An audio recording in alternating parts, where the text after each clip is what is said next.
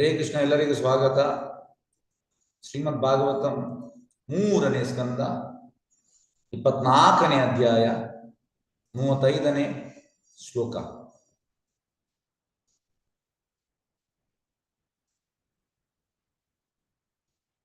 ಶ್ರೀ ಭಗವಾನ್ ವಾಚ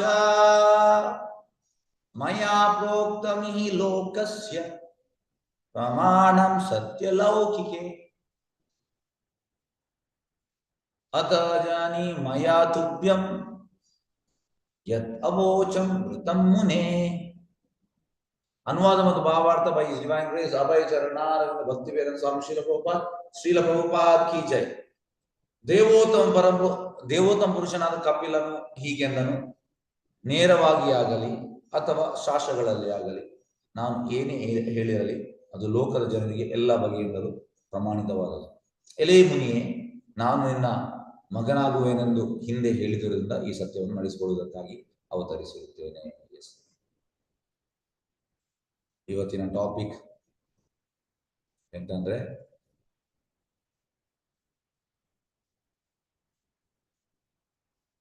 ಶಾಸ್ತ್ರದಲ್ಲಿ ಎಂತ ಹೇಳ್ತದೆ ಅದನ್ನು ನಾವು ಫಾಲೋ ಮಾಡುವಂಥದ್ದು. ಒಬೇ the authorities of Vedic injunction.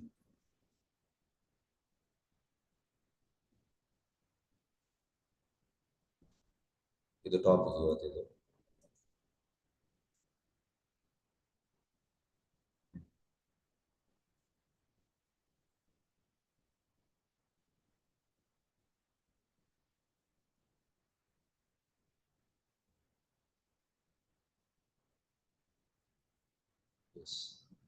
ವೇದಾಜ್ಞೆಯ ಪಾಲನೆ.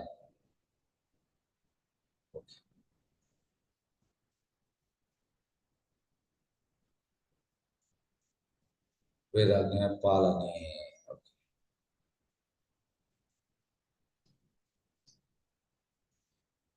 ಈಗ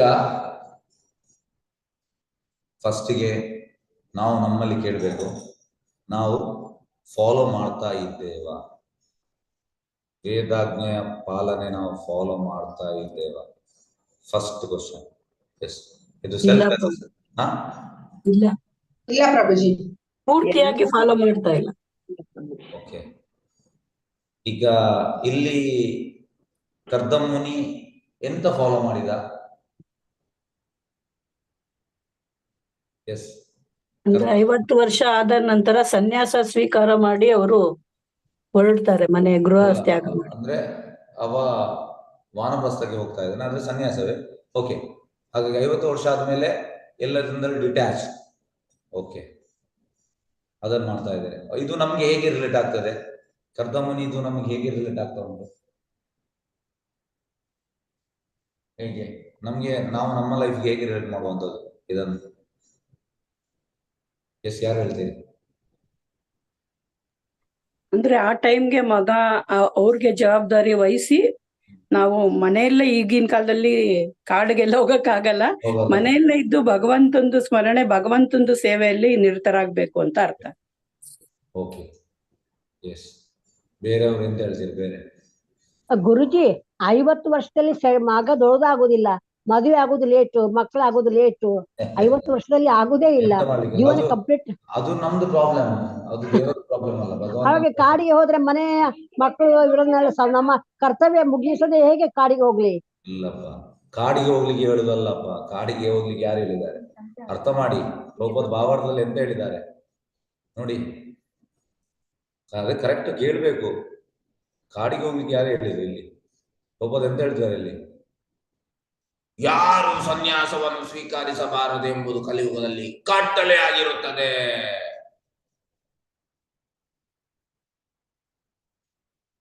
ನಿಜಕ್ಕೂ ಕಟ್ಟಳೆಗಳನ್ನು ವಾಸ್ತವಿಕವಾಗಿ ಅನುಸರಿಸುವವರು ಸನ್ಯಾಸವನ್ನು ಸ್ವೀಕರಿಸಬೇಕು.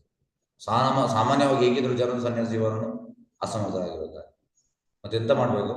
ಅದರಿಂದ ಚೇತನ ನಾವು ಕಲವು ನಾಸ್ತೇವ ಗತಿರ, ಬೇರೆ ಉಪಾಯ ಇಲ್ಲ ಅಂತೆ. ಮನೆಯಲ್ಲಿದ್ದೇ ಹರೇ ಕೃಷ್ಣವನ್ನು ಜಪ ಮಾಡಬೇಕು. ಅದರತ್ತೆ ಅಂತ ನಮ್ಮ ಜವಾಬ್ದಾರಿ. ಈಗ ನೋಡಿ, ನಮ್ದು ಪ್ರಾಬ್ಲಮ್ ಇದೇ ಇರುವಂಥದ್ದು, ಜವಾಬ್ದಾರಿ. ಈಗ ನಿಮಗೆ ಒಂದು ಸಣ್ಣ ಉದಾಹರಣೆ ಹೇಳ್ತೇನೆ. ಈ ಉದಾಹರಣೆ ನಿಮ್ಗೆ ಅರ್ಥ ಆಗ್ಬೋದು ನಾನು ಭಾವಿಸ್ತೇನೆ, ಮತ್ತೆ ಗೊತ್ತಿಲ್ಲ, ಮತ್ತೆ ಸಾಕ್ಷಾತ್ ಭಗವಂತನೇ ಬಂದು ಹೇಳಿದ್ರು ಕೂಡ ನಿಮ್ಗೆ ಅರ್ಥ ಆಗ್ಲಿಕ್ಕಿಲ್ಲ, ಅದು ಬೇರೆ ವಿಷಯ. ಆದ್ರೂ ಕೂಡ ನಿಮ್ಗೆ ಅರ್ಥ ಮಾಡ್ಲಿಕ್ಕೆ ನಾನು ಸ್ವಲ್ಪ ಪ್ರಯತ್ನ ಮಾಡಿದೆ. ಈಗ ಒಬ್ಬರು ಡಿವೋಟಿ, ಈಗ ಅವರಿಗೆ ಪ್ಯಾರಲಿಸ್ ಆಗಿದೆ. ಪ್ಯಾರಲಿಸ್ ಆಗಿ 2007 ಅಲ್ಲಿ ಆದದ್ದು ಅವರಿಗೆ.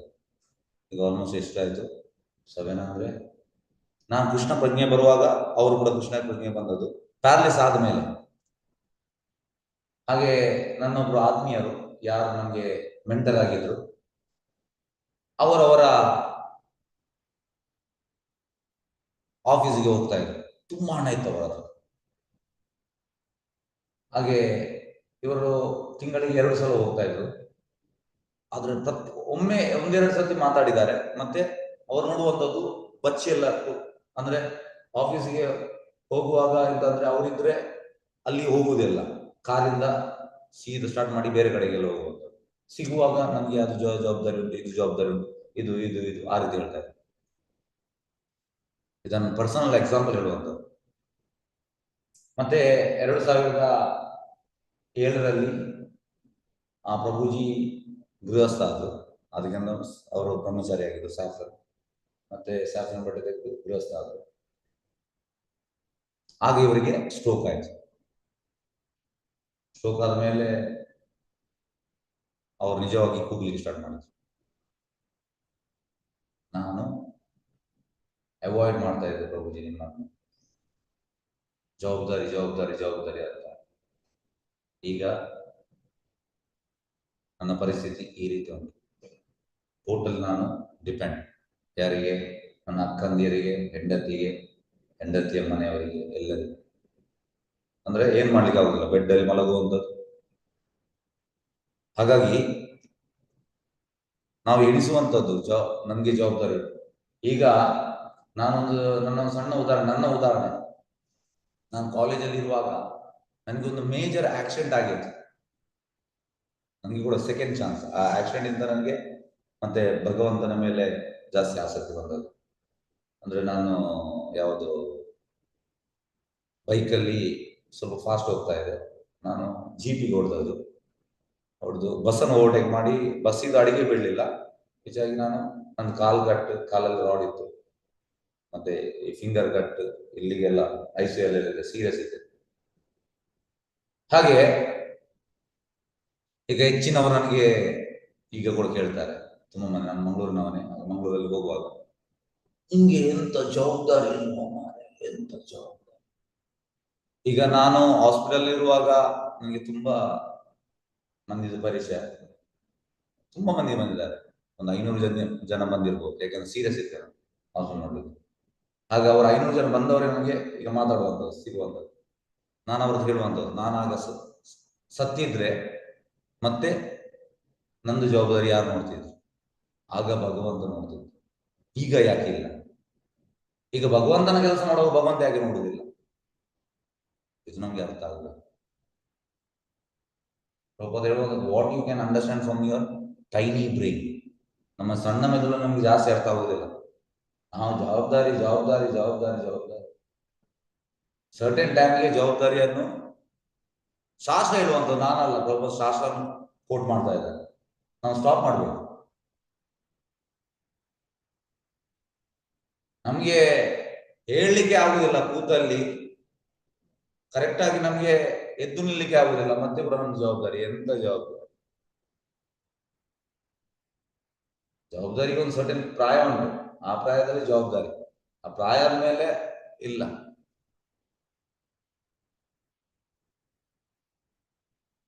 ಈಗ ಎಂತಾಗಿದೆ ಅಂದ್ರೆ, ಈಗಿನ ಪ್ರೆಸೆಂಟ್ ಕಾಲದಲ್ಲಿ ಮೊಮ್ಮಕ್ಕಳು ನೋಡುವುದು ನಮ್ಮ ಜವಾಬ್ದಾರಿ ಅಲ್ಲ, ಮೊಮ್ಮಕ್ಕಳು ನೋಡುವಂಥದ್ದು ಮಕ್ಕಳ ಜವಾಬ್ದಾರಿ. ನಿಮ್ಮ ಮೊಮ್ಮಕ್ಕಳು ಅವರ ಮಕ್ಕಳು, ಹಾಗಾಗಿ ಅವರ ಜವಾಬ್ದಾರಿ. ಆದ್ರೆ ಅವ್ರು ನೋಡ್ತಾ ಇಲ್ಲ, ಅದು ಅವರ ಪ್ರಾಬ್ಲಮ್. ಹಾಗಾಗಿ ನಿಜವಾಗಿ ಹೀಗೆ. ಈಗ ವಿಷಯ ಅಂತಂದ್ರೆ, ನಮಗೆ ಈ ಬಂಧನದಿಂದ ಸಾಯುವಾಗ ಕೂಡ ನಾವು ಜವಾಬ್ದಾರಿ ಜವಾಬ್ದಾರಿ ಅಂತ ಹೇಳಿದ್ರೆ, ನಾವು ಸತ್ತ ಮೇಲೆ ಮತ್ತೆ ಅಲ್ಲಿ ಹೋಗ್ಲಿಕ್ಕೆ ಆಗುದಿಲ್ಲ ಭಗವಂತನ ಧಾಮಕ್ಕೆ ಹೋಗ್ಬೇಕಿದ್ರೆ ನಾವು ಜವಾಬ್ದಾರಿಯನ್ನು ಕೊಡ್ಬೇಕು ಇನ್ನೊಬ್ಬರಿಗೆ. assign responsibility to others.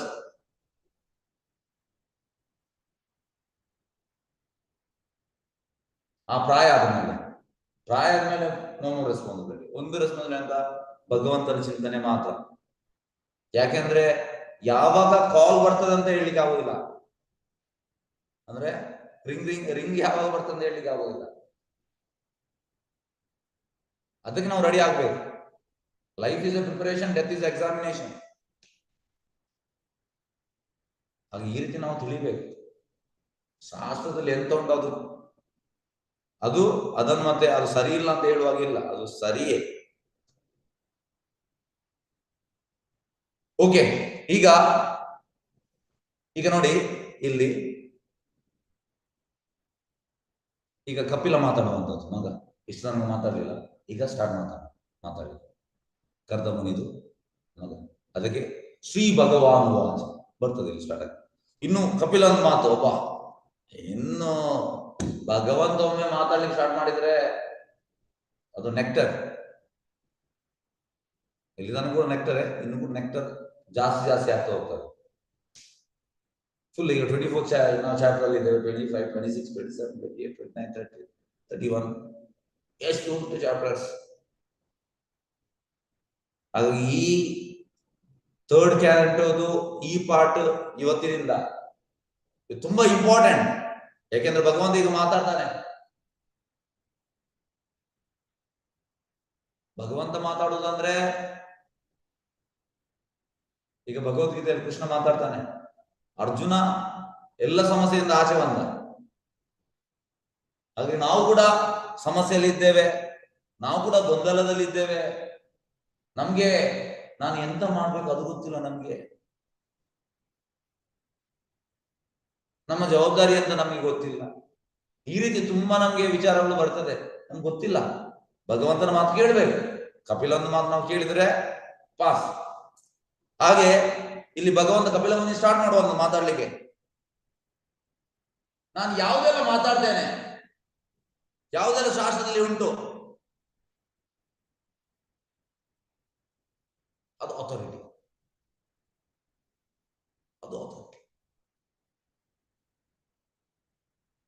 ಈಗ ನಾನು ಮಾತಾಡಿದ ಅಥಾರಿಟಿ ಅಲ್ಲ. ಈಗ ನಾನು ಕೃಷ್ಣ ಹೇಳಿದನ್ನೇ ಹೇಳಿದ್ರೆ ಅದು ಅಥಾರಿಟಿ. ನನ್ನ ಸ್ವಂತ ಹೇಳಿದ್ರೆ ಅದು ಅಥಾರಿಟಿ ಅಲ್ಲ. ಪ್ರಭುದೇವಂತದ್ದು I am not correct but I am following correct. ನಾನು ಫಾಲೋ ಮಾಡುವಂಥದ್ದು Krishna is correct, I am not correct. ಅದು ಅವರ ಹಂಬಲ್ನೆಸ್. ಹಾಗಾಗಿ ಇಲ್ಲಿ ಕಪಿಲ ಮುನಿ ಹೇಳುವಂಥದ್ದು, ನಾನು ನಿಮಗೆ ಮುಂಚೆ ಹೇಳಿದ್ದೇನೆ, ನಾನು ನಿನ್ನ ಮಗನಾಗಿ ಬರ್ತೇನೆ, ಈಗ ಬಂದಿದ್ದೇನೆ. ಭಗವಂತ ಹೇಳಿದನ್ನು ಮಾಡ್ತಾನೆ. ನಾವು ಹಾಗೆಲ್ಲ, ನಾವು ಹೇಳುವುದು ಒಂದು, ಮಾಡುವುದು ಇನ್ನೊಂದು. ಇದು ನಮ್ಮ ಕತೆ. ಭಗವಂತ ಹಾಗೆಲ್ಲ ಎಂತ ಹೇಳಿದ್ರು. ಇಲ್ಲಿ ಮಂಗಳೂರಲ್ಲಿ ಹೇಳುವಂಥದ್ದು ಭೂತ ಗೋಲೆಲ್ಲ ಆಗ್ತದೆ. ಆಗ ಅವ ಭೂತ ಹಾಕಿದವ ಹೀಗೆ ಮಾಡ್ತಾರೆ, ನಾನು ಹೇಳಿದ ಆಗ್ತದೆ. ಹೇಳಿದ ಆಗುದಿಲ್ಲ, ಆದ್ರೆ ಆ ರೀತಿ ಅವ್ರು ಮಾಡ್ತಾರೆ. ಆದ್ರೆ ಭಗವಂತ ಹೇಳಿದನ್ನು ಮಾಡ್ತಾರೆ. ಈಗ ನಾವು ಭಾವಾರ್ಥಕ್ಕೆ ಹೋಗುವ.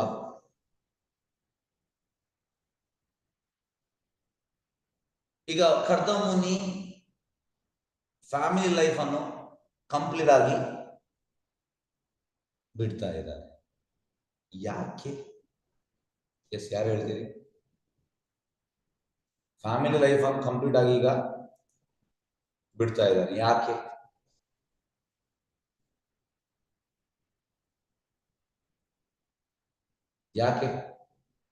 ಎಸ್, ಯಾರು ಹೇಳ್ಬೋದು? ಹರೇ ಕೃಷ್ಣ. ಓಪನ್ ಅನ್ಮ್ಯೂಟ್ ಮಾಡಿದ್ದೇನೆ. ಎಸ್, ಕರ್ದ ಮುನಿ ಬಿಡ್ತಾ ಇದ್ದಾನೆ. ಯಾಕೆ?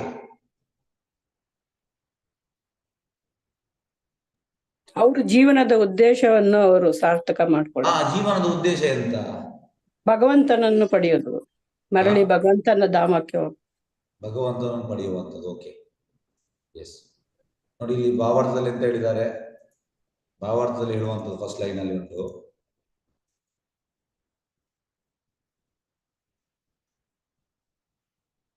ಭಗವತ್ ಸೇವೆಯಲ್ಲಿ ಪೂರ್ಣ ನಿರತವಾಗುವುದಕ್ಕಾಗಿ ತನ್ನ ಕುಟುಂಬ ಜೀವನವನ್ನು ತ್ಯಜಿಸುವಲ್ಲಿ ಇದ್ದಾನೆ. ಹಾಗಾಗಿ ಭಗವತ್ ಸೇವೆಯಲ್ಲಿ ನಿರತರಾಗಿದ್ರೆ ಪ್ರಾಬ್ಲಮ್ ಇಲ್ಲ. ಈಗ ಹೇಗಂದ್ರೆ ಕೃಷ್ಣ ಹೇಳ್ತಾನೆ ಅರ್ಜುನನಿಗೆ, ಕೊಲ್ಲು ಇವರನ್ನು. ಈಗ ಪ್ರಭುಪಾದ ಹೇಳುವಂಥದ್ದು ಯಾವುದೇ ಸಮಸ್ಯೆ ಇಲ್ಲ ಅಂತ, ಕೊಲ್ಬಹುದು, ಯಾಕೆಂದ್ರೆ ಭಗವಂತನ ಆರ್ಡರ್.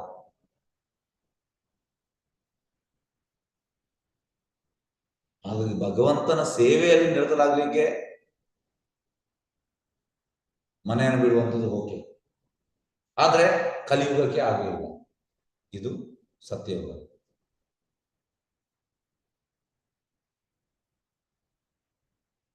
ಕಲಿಯುಗದಲ್ಲಿ ಯಾವುದು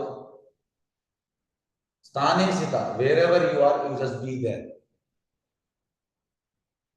wherever you are be there. ಹಾಗೆ ಇಲ್ಲಿ ಭಗವತ್ ಸೇವೆಗೋಸ್ಕರ ಈ ರೀತಿ ಮಾಡ್ತಾ ಇದ್ದಾನೆ. ಈಗ ಇದೊಂದು ಪ್ರಶ್ನೆ ಬರ್ತದೆ, ಈಗ ಮನೆಯಲ್ಲೇ ಕಪಿಲ ಮುನಿ ಹುಟ್ಟಿದ್ದಾನೆ, ಕಪಿಲ ಇದು ನನ್ನದ ಕೃಷ್ಣ, ಮತ್ತೆ ಯಾಕೆ ಕರ್ದಮ್ ಮುನಿ ಮನೆ ಬಿಡ್ಬೇಕು, ಯಾಕೆ ಹೋಗ್ಬೇಕು? ಅಂದ್ರೆ ಹೊರಗೆ ಹೋಗುವಂತದ್ದು ಆತ್ಮ ಸಾಕ್ಷಾತ್ಕಾರಕ್ಕೆ, ಭಗವಂತನ ಸಾಕ್ಷಾತ್ಕಾರಕ್ಕೆ. ಈಗ ಭಗವಂತನೇ ಮನೆಯಲ್ಲಿ ಇದ್ದಾನೆ, ಮತ್ತೆ ಯಾಕೆ ಹೋಗ್ಬೇಕು? ಎಸ್, ಇದು ಪ್ರಶ್ನೆ. ಈಗ ಯಾರು ಹೇಳ್ತೀರಿ?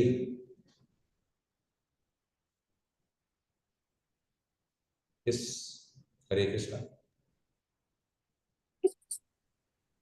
ಭಗವಂತನೇ ತನ್ನ ಮನೆಯಲ್ಲಿದ್ರು ಅವರು ತನ್ನ ಕರ್ತವ್ಯವನ್ನು ಮರಿಬಾರದು. ಇವಾಗ ಹೇಳಿದ್ರಲ್ಲ ಪ್ರಭು, ಪೂರ್ಣ ಟೈಮು ಭಗವಂತನ ಸೇವೆಗಾಗಿ ಉಪಯೋಗಿಸ್ಕೋಬೇಕು ಅಂತ. Okay, yes. ಬೇರೆಯವರು ಯಾರಾದ್ರು ಹೇಳ್ತೀರಾ? ಶಾಸ್ತ್ರದ ಪ್ರಕಾರ ಶಾಸ್ತ್ರಗಳಲ್ಲಿ ಹೇಳಿದೆಯಲ್ಲ ಪ್ರಭುಜಿ, 50 ವರ್ಷ ಆದ ತಕ್ಷಣ ಅದನ್ನ ಫಾಲೋ ಮಾಡ್ಬೇಕು ಅಂತ ಅವರು. ಓಕೆ, ಧನ್ಯವಾದ. ಹಾಗಾಗಿ ಈಗ ಪ್ರಶ್ನೆ ಬರ್ತದೆ, ಭಗವಂತನೇ ಇದ್ದಾನೆ ಮನೆಗೆ, ಕಪಿಲ ಮುನಿ ಕೃಷ್ಣನೇ, ಮತ್ತೆ ಯಾಕೆ ಮನೆ ಬಿಟ್ಟು ಹೋಗ್ಬೇಕು?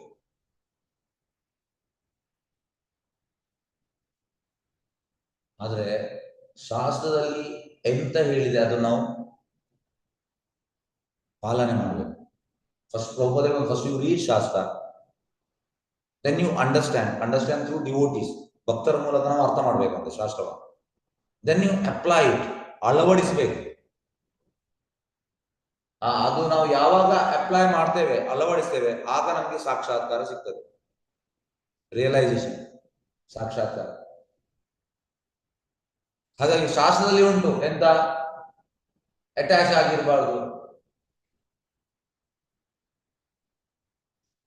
50 ಆದ್ಮೇಲೆ.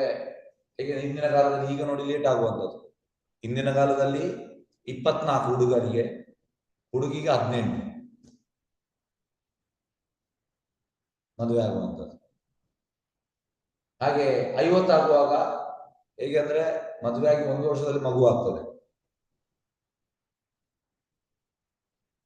ಮತ್ತೆ ಯಾರು ಯೂಸ್ ಡಿವೋಟಿ, ಅದರಲ್ಲಿ ಇನ್ನೊಂದು ಮಾತಿಲ್ಲ, ಭಗವಂತ. ಯಾಕೆಂದ್ರೆ ಇಮಿಡಿಯೇಟ್ ವ್ಯವಸ್ಥೆ ಮಾಡ್ತಾನೆ. ಹಾಗೆ 25 ಆಗುವಾಗ ಅವನಿಗೆ ಆಯ್ತು ಮಗು, ಅವನ 50 ಆಗುವಾಗ ಮಗುವಿಗೆ 25 ಆಯ್ತು ವರ್ಷ. ಆಗ ಅವನ ಹೆಂಡತಿ ಜವಾಬ್ದಾರಿ ಮಗನಿಗೆ ಕೊಟ್ಟು ಮತ್ತೆ ಹೋಗುವಂಥದ್ದು. ಇದು ಕ್ರಮ ಹಿಂದಿನ ಕಾಲದಲ್ಲಿ. ಯಾಕೆಂದ್ರೆ ಹುಡುಗಿಗೆ ಫಸ್ಟ್ ತಂದೆ ಆಸರೆ, ಮತ್ತೆ ಗಂಡ ಆಸರೆ, ಮತ್ತೆ ಮಗ ಆಸರೆ, ಈ ರೀತಿ. ಹಾಗೆ ಈಗ ಅವನ ಗೃಹಸ್ಥ ಲೈಫ್ ಅದು ಕೂಡ ಒಂದು ಅವನ ಅಂತ ಹೇಳುವಂಥದ್ದು. ಈ ಆತ್ಮ ಸಾಕ್ಷಾತ್ಕಾರದಲ್ಲಿ ಅದು ಕೂಡ ಒಂದು ಟೈಮ್, ಅದು ಕೂಡ ಒಂದು ಪ್ರೊಸೆಸ್. ಬ್ರಹ್ಮಚರ್ಯ ಆಗ್ಲಿ, ಗೃಹಸ್ಥ ಆಗ್ಲಿ, ವಾನಪ್ರಸ್ಥ ಆಗ್ಲಿ, ಸನ್ಯಾಸ ಆಗ್ಲಿ, ಎಲ್ಲವೂ ಒಂದು ಅಂತ ಹೇಳುವಂಥದ್ದು, ಅದು ಪ್ರೊಸೆಸ್. ಗೃಹಸ್ಥ ಜೀವನದಲ್ಲಿ ಅವನಿಗೆ ಹೆಂಡತಿ ಮಕ್ಕಳೊಟ್ಟಿಗೆ ಇರ್ಬೋದು, ಆದ್ರೆ ಅವ ಫೋಕಸ್ ಎಂತಂದ್ರೆ ಕೃಷ್ಣನಲ್ಲಿ ಇರುವಂತದ್ದು. ಪ್ರಾಕ್ಟೀಸ್ ಮಾಡ್ತಾ ಇರ್ತಾನೆ ಅವ 25 ವರ್ಷ. ಆ 25 ವರ್ಷ ಪ್ರಾಕ್ಟೀಸ್ ಮಾಡಿ ಮಾಡಿ ಮಾಡಿ ಮಾಡಿ ಮಾಡಿ 50 ಆಗುವಾಗ ಅವನಿಗೆ ಬಿಡ್ಲಿಕ್ಕೆ ಆಗ್ತದೆ. ಆಲ್ ಆಫ್ ಸಡನ್ ಬಿಡ್ಲಿಕ್ಕೆ ಆಗುದಿಲ್ಲ. ಇಲ್ಲ,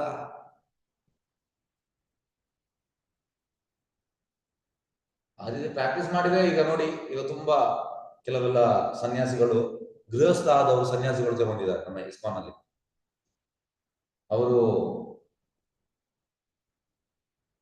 ಪ್ರಭುಪಾದ ಡಿಸೈಬಲ್ಸ್ ಕೆಲವರಿದ್ದಾರೆ. ಈಗ ಇವರು ಕದಮ ಕಾನನ ಮಹಾರಾಜ್, ಈ ವಾಸ್ ಗೃಹಸ್ಥ. ಆಫ್ಟರ್ ಗೃಹಸ್ಥ ಈಗ ಲಾಸ್ಟ್ ಇಯರ್ ಅವರು ದೇಹತ್ಯಾಗ ಮಾಡಿದ್ರು. ಹಾಗೆ ಗೃಹಸ್ಥಾಶ್ರಮದಲ್ಲಿ ಒಂದು 25 ವರ್ಷದ ಮತ್ತೆ ಅವರು ಸನ್ಯಾಸ ತಗೊಂಡು ಸನ್ಯಾಸ ಜೀವನದಲ್ಲಿ ಕೂಡ ತುಂಬಾ ವರ್ಷ ಇತ್ತು. ಮೋರ್ ದೆನ್ 15 years ಇತ್ತು. ಹಾಗಾಗಿ ಆಗ್ತದೆ. ಹಾಗಾಗಿ ಫಸ್ಟ್ ಇದು ಬ್ರಹ್ಮಚಾರ್ಯ ಕೂಡ ಒಂದು ಟ್ರೈನಿಂಗ್, ಗೃಹಸ್ಥ ಕೂಡ ಒಂದು ಟ್ರೈನಿಂಗ್. ಅಲ್ಟಿಮೇಟ್ ಅಂತಂದ್ರೆ ಭಗವಂತನಲ್ಲಿ ಹೋಗ್ಲಿಕ್ಕೆ, ಭಗವಂತನ ಧಾಮಕ್ಕೆ ಹೋಗ್ಲಿಕ್ಕೆ ಇದೆಲ್ಲ ಟ್ರೈನಿಂಗ್ ಪೀರಿಯಡ್. ಹೇಗೆ ಹೇಳುವಂಥದ್ದು, ಸ್ಟೂಡೆಂಟ್ ಲೈಫ್, ಬ್ರಹ್ಮಚಾರ್ಯದ ಸ್ಟೂಡೆಂಟ್ ಲೈಫ್, ಮತ್ತೆ ಗೃಹಸ್ಥ ಅಂದ್ರೆ ವರ್ಕಿಂಗ್ ಲೈಫ್, ವಾನಪ್ರಸ್ಥ ಅಂದ್ರೆ ರಿಟೈರ್ಡ್ ಲೈಫ್. ಈಗ ಎಂತ ರಿಟೈರ್ಮೆಂಟ್ 60, ಅದೇ ಶಾಸ್ತ್ರ ಹೇಳುವಂಥದ್ದು 50. ರಿಟೈರ್ಮೆಂಟ್ 10 ವರ್ಷ ಬೇಗ. ಹಾಗೆ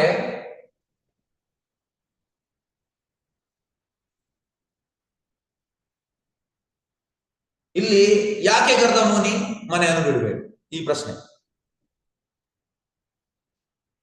ಶಾಸ್ತ್ರ ಅಂದ್ರೆ ಅಪ್ಲಿಕೇಶನ್ ಇಸ್ ವೆರಿ ಇಂಪಾರ್ಟೆಂಟ್.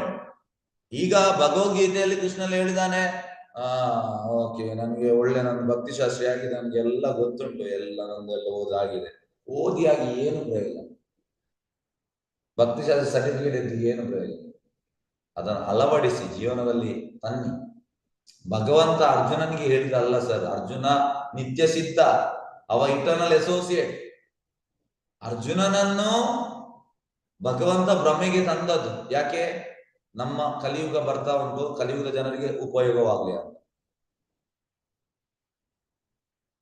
ಹಾಗಾಗಿ ಭಗವದ್ಗೀತೆ ಮೆಸೇಜ್ ಅರ್ಜುನನಿಗೆಲ್ಲ, ನನಗೆ ಅಪ್ಲೈ ಮಾಡ್ಬೇಕು, ನಾವು ಅದನ್ನು ಜೀವನದಲ್ಲಿ ಅಳವಡಿಸ್ಬೇಕು. ಹಾಗೆ ಶಾಸ್ತ್ರ ಇರುವಂತದ್ದು ಖಾಲಿ ಓದ್ಲಿಕ್ಕೆ ಅಲ್ಲ.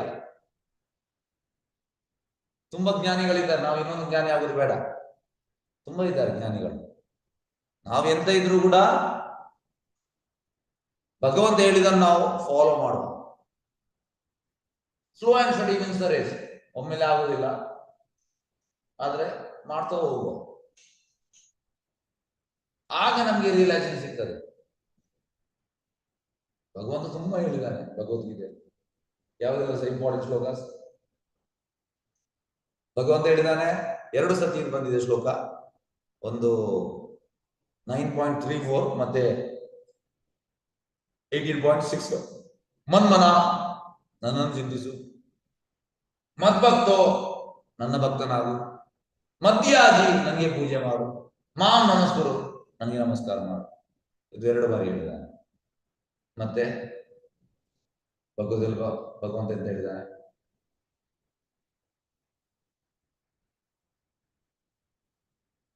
ಮಯ್ಯಾಸಕ್ತ ಮನೋಪಾರ್ಥ ಯೋಗಂ ಯುಂಜಂ ಮದಾಶಯ ಅಸಂಶಯಂ ಸಮಬ್ರಹ್ಮ ಯಥಾಜ್ಞಾಶಿ ಶೃಣು. ನನ್ನಲ್ಲಿ ಆಸಕ್ತನಾಗು, ಮಯ್ಯಾಸಕ್ತ ಮನೋಪಾರ್ಥ ಯೋಗಂ ಯುಂಜಂ ಮದಾಶಯ ಅಸಂಶಯಂ ಸಮಬ್ರಹ್ಮ ಯಥಾಜ್ಞಾಶಿ ಶೃಣು. ನೀನು ಕೇಳು, ಶ್ರವಣ ಕೇಳು. ಮತ್ತೆ ಯಾವುದು? ಅಹಂ ಸರ್ವಸ್ಯ ಪ್ರಭು ಮತ್ತ ಸರ್ವಂ ಪ್ರವರ್ತತೆ ಇತಿ ಮತ್ವ ಭಜಂತೆ ಮಾಂ ಭೂತ ಭಾವ ಸಮನ್ವಿತ. ಈ ಭೂತ್ ಅಂತ ಹೇಳುವಂತ ಮೆಟೀರಿಯಲ್ ವರ್ಲ್ಡ್, ಸ್ಪಿರಿಚುವಲ್ ವರ್ಲ್ಡ್ ಇದು ಒಡೆಯ ನಾನು, ನನ್ನಿಂದ ಎಲ್ಲ ಬರುವಂತದ್ದು.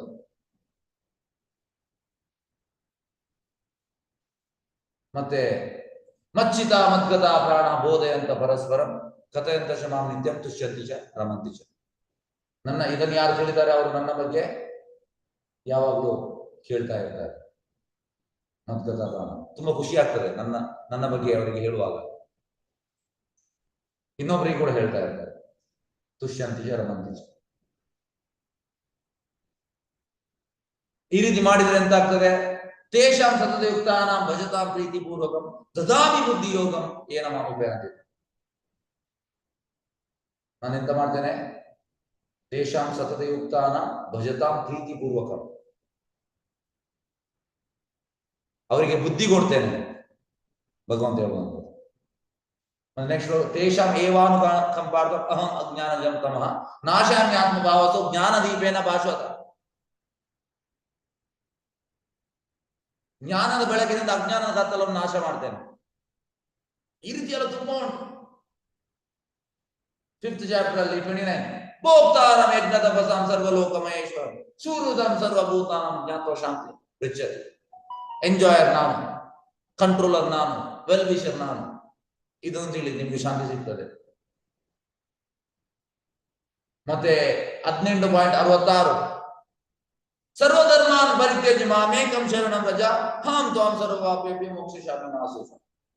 ಇನ್ನು ಎಲ್ಲ ಸೋ ಕಾಲ್ಡ್ ಚೀಟಿಂಗ್ ರಿಲಿಜನ್, ನನ್ನ ಆ ರೆಸ್ಪಾನ್ಸಿಬಿಲಿಟಿ ಈ ರೆಸ್ಪಾನ್ಸಿಬಿಲಿಟಿ ಇದು ಬದಿಗಿಡು, ಎಲ್ಲವನ್ನು ನನಗೆ ಶರಣಾಗತ ನಾವು ಪೂರ್ತಿ.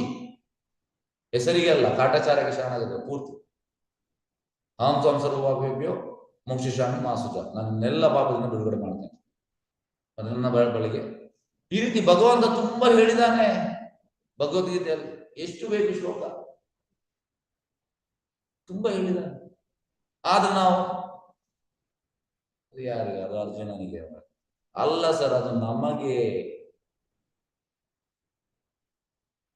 ನಮಗೆ ಶಾಸ್ತ್ರದಲ್ಲಿ ಇರುವಂತದ್ದು ನಮಗೆ. ಹಾಗಾಗಿ ನಾವು ಮೇಲಿನಿಂದ ಇದನ್ನು ನೋಡ್ತಾ ಹೋದ್ರೆ ಪ್ರಯೋಜನವಿಲ್ಲ. ಅದರಲ್ಲಿ ಅಟ್ಲೀಸ್ಟ್ ಓಕೆ, ಒಂದು ಶ್ಲೋಕದಲ್ಲಿ ಕೊಂಡು ಇದನ್ನ ನಾನು ಅಪ್ಲೈ ಮಾಡಬೇಕು, ಮಾಡಿ ನೋಡಿ ಚೇಂಜಸ್ ಎಂತೆಲ್ಲ ಆಗ್ತದೆ. ತುಂಬಾ ಚೇಂಜಸ್ ಆಗ್ತದೆ, ತುಂಬಾ. ಹಾಗಾಗಿ we should follow the instruction what is there in shastra. ನಾವು ರೀಸನ್ ಕೊಡ್ತೇವೆ, ನಮ್ಮಲ್ಲಿ ಸಾವಿರ ರೀಸನ್ ಉಂಟು. ಅದು ಹೇಗೆ ಆಗ್ತದೆ ನೀವು ಹೇಳ್ತೀರಿ, ನಮ್ಗೆ ಹಾಗೆ ಮಾಡಲಿಕ್ಕೆ ಹೇಗೆ ಆಗ್ತದೆ? Where there is will there is a way. Nothing is probable, nothing is impossible in Krishna's kingdom. Everything is possible. ಒಂದು ಸ್ಟೆಪ್ ಇಟ್ಟರೆ ಭಗವಂತ 10 ಸ್ಟೆಪ್ ಇಡ್ತಾನೆ. ನಾವು ಒಂದು ಸ್ಟೆಪ್ ಇಡುವುದೇ ಇಲ್ಲ, ಅದು ನಮ್ಮ ಸಮಸ್ಯೆ. ಅಟ್ಲೀಸ್ಟ್ ಒಂದು ಸ್ಟೆಪ್ ಇಡಿ, ಭಗವಂತ ಇಡ್ತಾನೆ. ಹಾಗೆ ಮನೆಯನ್ನು ಯಾಕೆ ಬಿಟ್ಟ? ಯಾಕೆಂದ್ರೆ ಶಾಸ್ತ್ರದಲ್ಲಿ ಉಂಟು, ಅಟ್ಯಾಚ್ ಆಗಬಾರ್ದು. ನಾನು ರೆಸ್ಪಾನ್ಸಿಬಲ್ ಮಾಡಿದೆ. ಈಗ ಮಗ ಇದ್ದಾನೆ ಕಪಿಲನಿಗೆ ದೇವತೆ ಜವಾಬ್ದಾರಿ ಕೊಡ್ತೇನೆ. ಓಕೆ ನೋಡಿ, ಅಂದ್ರೆ ಜವಾಬ್ದಾರಿಯನ್ನು ಟ್ರಾನ್ಸ್ಫರ್ ಮಾಡಬೇಕು. ಜವಾಬ್ದಾರಿ ಕೆಲವರು ಎಂತಂದ್ರೆ ಹಾಸ್ಪಿಟಲ್ ಬೆಡ್ ಅಲ್ಲಿ ಇರ್ತಾರೆ. ಆದ್ರೂ ಕೂಡ ಅದೇ ಯೋಚನೆ. ಇದಕ್ಕೊಂದು ಸಣ್ಣ ಉದಾಹರಣೆ ಹೇಳ್ತೇನೆ. ಇದು ಮಂಗಳೂರಲ್ಲಿ ಆದ ಘಟನೆ. ಒಬ್ಬ ಮಾರ್ವಾಡಿ, ನನಗೆಲ್ಲ ಗೊತ್ತು, ಮಾರ್ವಾಡಿ ಅಂದ್ರೆ ರಾಜಸ್ಥಾನಿ. ಅವರು ಹಣ ಅಂತ ತುಂಬಾ ಅದರಿಂದ ಇರ್ತಾರೆ. ಹಾಗೆ ಅವ 45 ವರ್ಷದಿಂದ ಮಂಗಳೂರಿಗೆ ಬಂದು ಬಿಸ್ನೆಸ್ ಸ್ಟಾರ್ಟ್ ಮಾಡಿದ.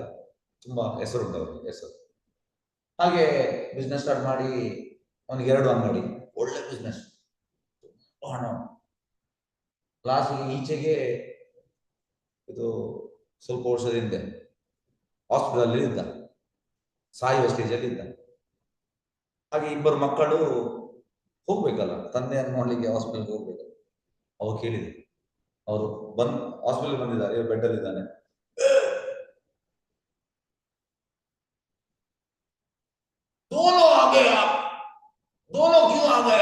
ಇಬ್ಬರು ಕೂಡ ಬಂದಿದ್ದೀರಿ ಮಗನವರು. ದುಕಾನ್ ಮೇ ಕೌನ್ ಹೈ?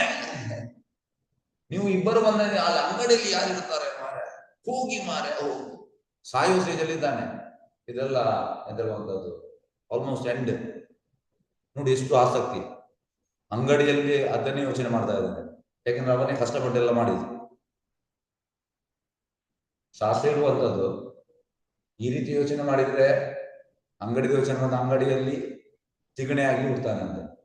ಇದು ಶಾಸ್ತ್ರ ಇರುವಂತದ್ದು, ಅಲ್ಲಿ ತುಂಬಾ ಅಟ್ಯಾಚ್ಮೆಂಟ್ ಇದ್ರೆ. ಹಾಗಾಗಿ ನಾವು ಇದನ್ನು ಬಿಡಬೇಕು ನೋಡಿ. ಶಾಸ್ತ್ರ ಒಂದು ನಮ್ಮನ್ನು ಎಲಿವೇಟ್ ಮಾಡ್ಲಿಕ್ಕೆ, ನಮ್ಮನ್ನು ಮರಳಿ ಭಗವಂತನೇ ಕೊಂಡೋಗ್ಲಿಕ್ಕೆ. ಹಾಗಾಗಿ ನಾವು ಅದರಲ್ಲಿ ಅಟ್ಯಾಚ್ ಆಗಿದ್ರೆ ಏನು ಪ್ರಯೋಜನ? ಯಾಕೆ ಇಬ್ಬರು ಬರ್ತಿದ್ದೀರಿ ಮರ, ಅಂಗಡಿಯಲ್ಲಿ ಯಾರಿದ್ದಾರೆ? ಇದವನ ಪ್ರಶ್ನೆ. ಅವ್ರೆಂತ ಹೇಳುವಂಥದ್ದು, ಅವ್ರಿಗೆ ಆ ಕಡೆ ಉಗುಳಿ ಕೂಡ ಅಲ್ಲ, ನುಂಗುಳಿ ಕೂಡ ಅಲ್ಲ ಆ ಸಿಚುವೇಶನ್. ಅಂದ್ರೆ ಅದು ಆಕ್ಚುಲಿ ನಗು ಬರುವಂತ ಸ್ಟೇಟ್ಮೆಂಟ್, ಆದ್ರೆ ತಂದೆ ನಗಟಿ ಕೂಡ ಆಗೋದಿಲ್ಲ ಇಂಥ ಸಿಚುವೇಶನ್. ಹಾಗೆ ಓಕೆ, ಶಾಸ್ತ್ರ ಹೇಳಿದನ್ನು ಕೇಳ್ಬೇಕು. ಶಾಸ್ತ್ರದಲ್ಲಿ ಎಂತ ಹೇಳುವಂತದ್ದು? ಪಂಚಶೋರ್ಧ್ವಂ ವನಂ ರಜೆ.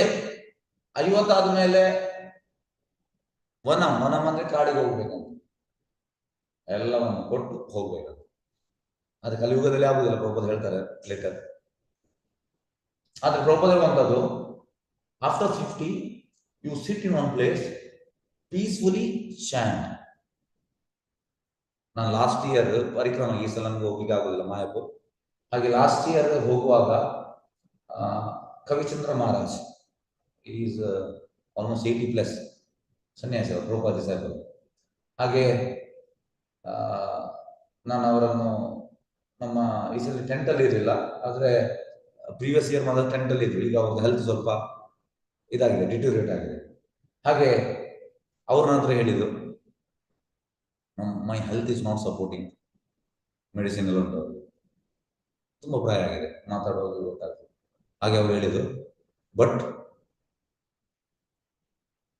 I am having taste for chanting. I can peacefully sit in one place and I can chant peacefully. ಅಂದ್ರೆ ಇದು ಸಹಾಯ ಮಾಡ್ತದೆ. ಸಾಯೋ ಸ್ಟೇಜ್ ಅಲ್ಲಿ ನಿಮ್ಗೆ ಆ ಹರಿನಾಮದಲ್ಲಿ ಟೇಸ್ಟ್ ಇದ್ರೆ, ಒಂದು ಕಡೆಯಲ್ಲಿ ಎಂತ ಹೇಳುವಂತದ್ದು ಹೆಲ್ತ್ ಕೊಲ್ಯಾಪ್ಸ್ ಆದ್ರೂ ಕೂಡ ಕೂತ್ಕೊಂಡು ಆರಾಮ್ಸೆ ಚಾಂಟ್ ಮಾಡ್ತೇವೆ. ಹಾಗೆ ಆ ಟೇಸ್ಟ್ ಅನ್ನು ಡೆವಲಪ್ ಮಾಡ್ಬೇಕು, ಹಾಗೆ ಈ ರೀತಿ ಹೇಳುವಂತದ್ದು. ಹಾಗೆ ಕಲಿಯುಗದಲ್ಲಿ ಕಾಡಿಗೆ ಹೋಗ್ಲಿಕ್ಕಿಲ್ಲ, ಬೇರೆಯವರಿರುವ ನಮ್ಗೆ ಆ ಟೇಸ್ಟ್ ಬರ್ಬೇಕು, ಚಾಂಟಿಂಗ್ ಅಲ್ಲಿ ಮಾಡ್ತಾ ಇರ್ಬೋದು. ಯಾಕಂದ್ರೆ ಬೇರೆ ಯಾರು ನಿಮ್ಗೆ ಹತ್ತಿರ ಬರ್ಲಿಕ್ಕೆ ಆಗುದಿಲ್ಲ. ಮಗ, ಮಗಳು, ಮೊಮ್ಮಗ, ಇನ್ನೊಬ್ಬ ಯಾರು ಬರ್ಲಿಕ್ಕೆ ಆಗುದಿಲ್ಲ. ಸಾಯುವ ಸ್ಟೇಜ್ ಅಲ್ಲಿ ಸಹಾಯ ಮಾಡುವಂಥದ್ದು ಹರಿನಾಮ ಮಾತ್ರ. ಇದನ್ನು ಬರೆದು ತಗೊಳ್ಳಿ, ನಿಮ್ಗೆ ಎದ್ದೇಳುವಂಥದ್ದು ಅದು ನೆನಪಿಗೆ ಇರ್ಲಿ. ಯಾರು ಬರ್ಲಿಕ್ಕೆ ಆಗುದಿಲ್ಲ. ಯಾಕಂದ್ರೆ ಪ್ರಭುಪಾದ ಹೇಳುವಂಥದ್ದು, when you are dying there will be terrible pain. ಸಾಯುವಾಗ, ಪ್ರಾಣ ಬಿಡುವಾಗ ಭಯಂಕರ ಪೇನ್ ಇರ್ತದಂತೆ. If you are focusing on ಹರಿನಾಮ, ನಿಮ್ಗೆ ಆ ಪೇನ್ ಗೊತ್ತಾಗುದಿಲ್ಲ. ಆ ಪೇನಿಗೆ ಎಂತ ಆಗ್ತದೆ ಅಂದ್ರೆ, ಮಗಳು ಬರುವುದಿಲ್ಲ, ಮಗ ಬರುವುದಿಲ್ಲ, ಅವರು ಬರುವುದಿಲ್ಲ, ಈ ರೀತಿ ಆಗ್ತದೆ. ಹರಿನಾಮದಲ್ಲಿ ನಿಮ್ಗೆ ಆಸಕ್ತಿ ಇಲ್ಲದಿದ್ರೆ, ಹರಿನಾಮದಲ್ಲಿ ಆಸಕ್ತಿ ಇದ್ರೆ ಯಾರು ಬೇಕಿಲ್ಲ, ಪೇನ್ ಕೂಡ ಗೊತ್ತಾಗುದಿಲ್ಲ. ಹಾಗಾಗಿ ನೆನಪಿಡಿ, ತುಂಬಾ ಇಂಪಾರ್ಟೆಂಟ್ ಇದು, ಇಂಪಾರ್ಟೆಂಟ್ ಮೆಸೇಜ್. ಎಸ್, ಹಾಗಾಗಿ ಇಲ್ಲಿ ಬ್ರಹ್ಮಚಾರಿ, ಗೃಹಸ್ಥ, ವಾನಪ್ರಸ್ಥ, ಸನ್ಯಾಸಿ ಬಗ್ಗೆ ಹೇಳ್ತಾ ಇದ್ದಾರೆ. ಫಸ್ಟ್ ಇದು ಬ್ರಹ್ಮಚಾರಿ ಸ್ಟ್ರಿಕ್ಟ್ ಆಗಿ ಫಾಲೋ ಮಾಡಿದ Prabhupada. Good brahmachari will become good ಗೃಹಸ್ಥ. Kardamuni was a good brahmachari, then he became good grihastha. Now he is going to become good sannyasi.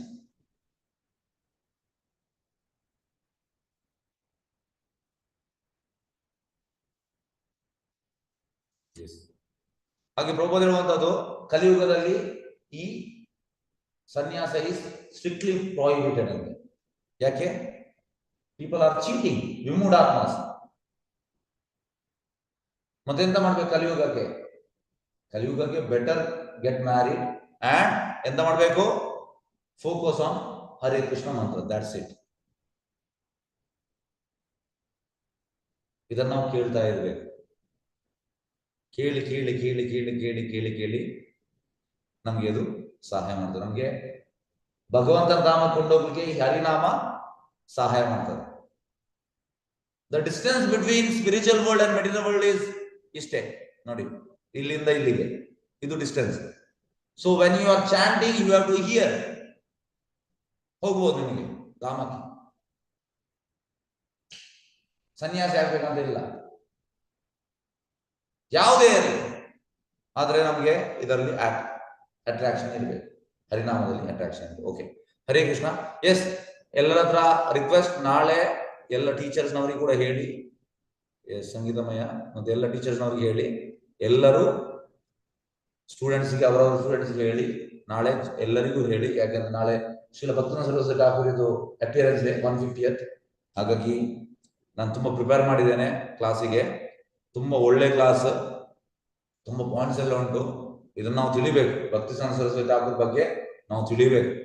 ಹಾಗಾಗಿ ಉಳಿದವರಿಗೆ ಎಲ್ಲರಿಗೂ ಕೂಡ ಇದು ಅವಕಾಶ ಕೊಡಿ. ಹಾಗಾಗಿ ಸಾಧ್ಯವಾದಷ್ಟು ಎಲ್ಲರಿಗೂ ಕೂಡ ಈ ಮೆಸೇಜ್ ಅನ್ನು ಕಳಿಸಿ. ನಾನು ಇವತ್ತು ಬೆಳಿಗ್ಗೆ ಕಳಿಸ್ತೇನೆ ನಿಮಗೆ ಲಿಂಕ್, ಇದು ಪೋಸ್ಟರ್ ಕಳಿಸ್ತೇನೆ. ಎಸ್, ಹರೇ ಕೃಷ್ಣ.